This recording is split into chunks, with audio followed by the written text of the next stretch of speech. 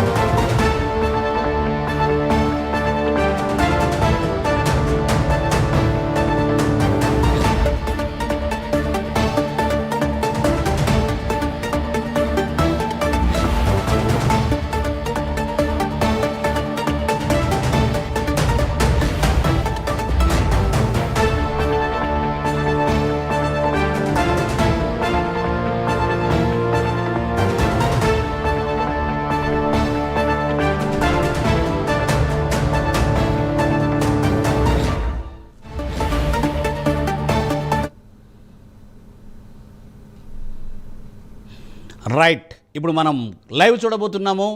KCR Burgula Ramakrishna Rao building justice PC Ghosh commission ఉన్న office కార్యాలయానికి చేరుకున్నారు.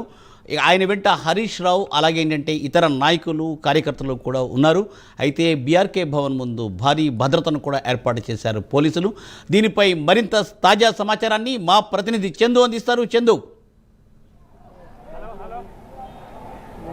మూర్తి, మాజీ సీఎం కేసీఆర్ కాళేశ్వరం కమిషన్ విచారణకు హాజరయ్యారు. ఆయన బీఆర్కే భవన్కు ఇప్పుడే చేరుకున్నారు. మనం విజువల్స్లో చూస్తున్నాం. ఇప్పుడే కేసీఆర్ వెంట హరీష్ రావు, ప్రశాంత్ రెడ్డి, అదేవిధంగా తలసాని శ్రీనివాస్ యాదవ్, సంతోష్తో పాటు మిగతా నేతలంతా కూడా చెప్పారు. ప్రస్తుతం కేసీఆర్ కాళేశ్వరం కమిషన్ ఆఫీస్ బీఆర్కే భవన్లకు ఎంటర్ అవుతున్నారు. విజువల్స్ మన వీడియో జర్నలిస్ట్ మనకు చూపిస్తున్నారు. ఆయన చేతిలో ఒక నివేదిక కూడా కనిపిస్తుంది. ఆ చేతిలో ఫైల్తో ఆయన లోపలికి వెళ్తున్నారు. అన్ని ఆధారాలతో ఆయన కమిషన్ ముందుకు హాజరవుతున్నట్టుగా కూడా మనకు క్లియర్గా అర్థమవుతుంది. ఆయన చేతిలో ఒక ఫైల్ కూడా ఉంది. ప్రస్తుతం ఆయన లోపలికి ఆయనతో పాటు సంతోష్, అదేవిధంగా మహమూద్ అలీ, తలసాని శ్రీనివాస్ యాదవ్తో పాటు మిగతా నేతలంతా కూడా లోపలికి వెళ్ళారు. ఇప్పుడు మనం ప్రస్తుతం విజయాలు చూసాం. మొత్తంగా చూసినట్టే కాళేశ్వరం కమిషన్ విచారణ మరి కాసేపట్లోనే ప్రారంభం కాబోతుంది. ఇప్పటికే Kaleshwaram commission chairman PC Ghosh ఇప్పటికే చేరుకున్నారు.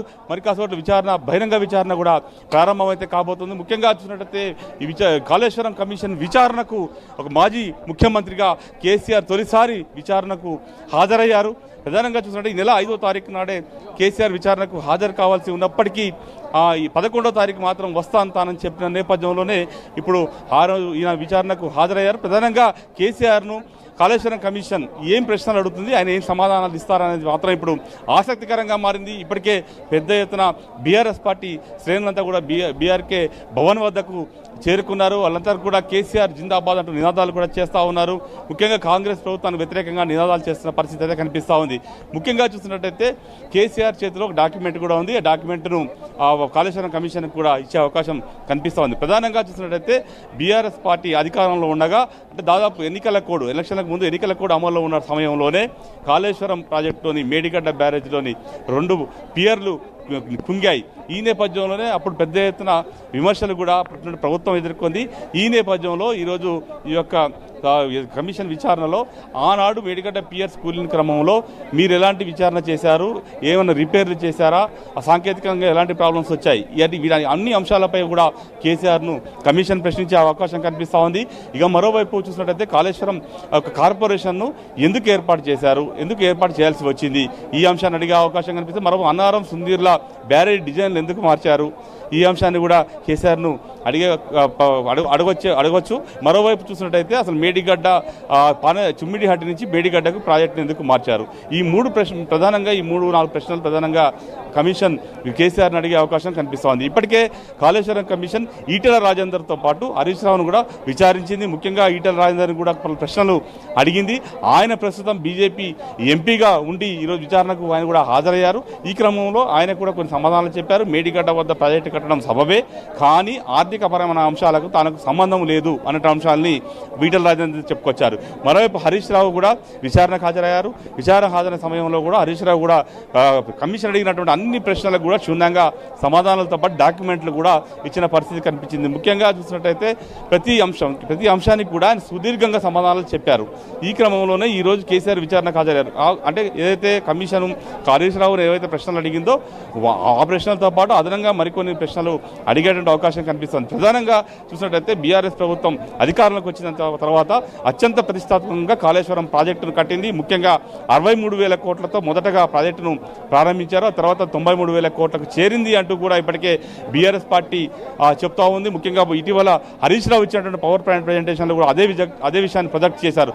ప్రధానంగా కాంగ్రెస్ పార్టీ కావచ్చు, కాంగ్రెస్ సర్కారు కావచ్చు, కాళేశ్వరంలో 1,00,000 కోట్ల అవినీతి జరిగింది, ఖచ్చితంగా విచారణ చేస్తామన్న క్రమంలోనే 14-15 నెలల క్రితమే కాళేశ్వరం కమిషన్ను పీసీ ఘోష్ నేతృత్వంలో ఏర్పాటు చేసి సుదీర్ఘంగా విడతల వారీగా విచారణ కొనసాగించింది. ముఖ్యంగా ఈ విచారణలో అప్పుడున్నటువంటి ఏజెన్సీలు కావచ్చు, ఈఎన్సీలు, అదేవిధంగా చీఫ్ ఇంజనీర్లు, ఎస్సీలు, ఈలు అందరినీ కూడా సుదీర్ఘంగా విచారించింది. వారి దగ్గర నుంచి అఫిడవిట్లు కూడా తీసుకున్న క్రమంలో ముఖ్యంగా విజిలెన్స్ నివేదిక వచ్చింది.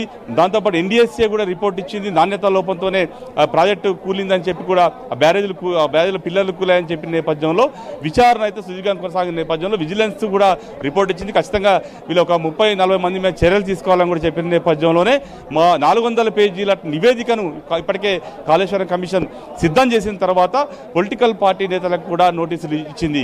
ఈ క్రమంలోనే ఒక్కొక్కరుగా ఇప్పుడు విచారణకు హాజరవుతున్న పరిస్థితి కనిపిస్తోంది. ప్రధానంగా అంచనాలు 63,000 కోట్లతో ప్రాజెక్టు ప్రారంభించి 93,000 కోట్లలోనే మేము ఇప్పటివరకు కాళేశ్వరం ప్రాజెక్టును పూర్తి చేశాము. 1,00,000 కోట్ల అవినీతి ఎక్కడ జరిగింది అనే అంశాన్ని ప్రధానంగా కాళేశ్వరం కమిషన్కు కేసీఆర్ వివరించేటువంటి అవకాశం కనిపిస్తోంది. ఇక మరోవైపు కాళేశ్వరం కమిషన్ ఏర్పాటుపై అంటే కమిషన్ కాళేశ్వరం కార్పొరేషన్ ఎందుకు ఏర్పాటు చేయాల్సి వచ్చిందనే అంశం పైన కూడా కేసీఆర్ సుదీర్ఘంగా వివరించే అవకాశం కనిపిస్తోంది. ముఖ్యంగా ఏదైతే కార్పొరేషన్ అనేది కేంద్ర ప్రభుత్వ సంస్థల నుంచి తాము అప్పులు తీసుకున్నాం అనే దానికి సంబంధించిన డాక్యుమెంట్లను కూడా కాళేశ్వరం కమిషన్కు కేసీఆర్ ఇచ్చే అవకాశం కనిపిస్తూ ఉంది.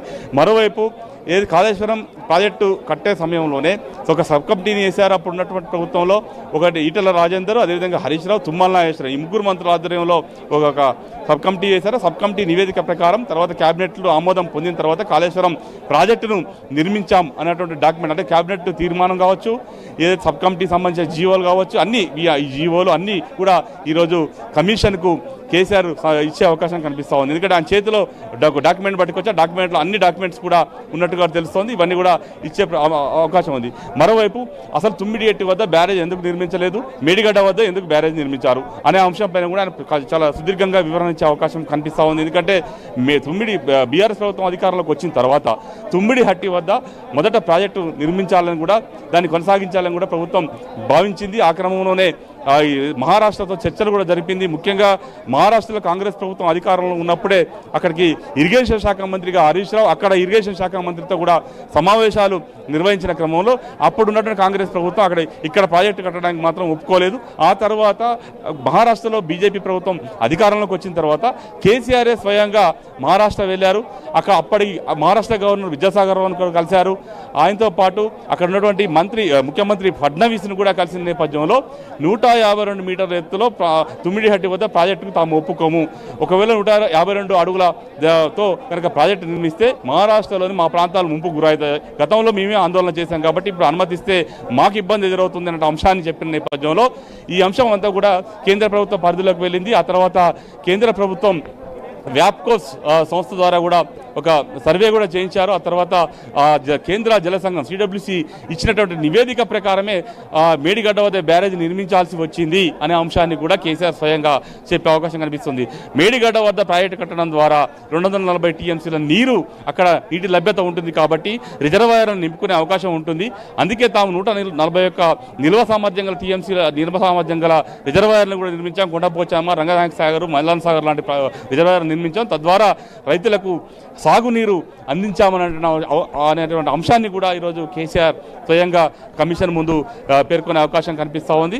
దీనివల్ల ఎలాంటి అవినీతి జరగలేదు, కావాలని ఒక కాంగ్రెస్ ప్రభుత్వం కావచ్చు, కాంగ్రెస్ ఒక దుష్ప్రచారం చేస్తోంది అనే అంశాన్ని ఆయన ప్రొజెక్ట్ చేయబోతున్నట్టుగా కూడా మనకు చాలా స్పష్టంగా తెలుస్తూ ఉంది. ముఖ్యంగా చూసినట్టయితే ఈరోజు కేసీఆర్ రాకకు సంబంధించి కేసీఆర్తో పాటు ఇక మిగతా నేతలంతా కూడా ఆయనతో భారీ ర్యాలీగా ఇక్కడికి వచ్చారు. ఇప్పటికే ఇక్కడికి పెద్ద ఎత్తున భారీ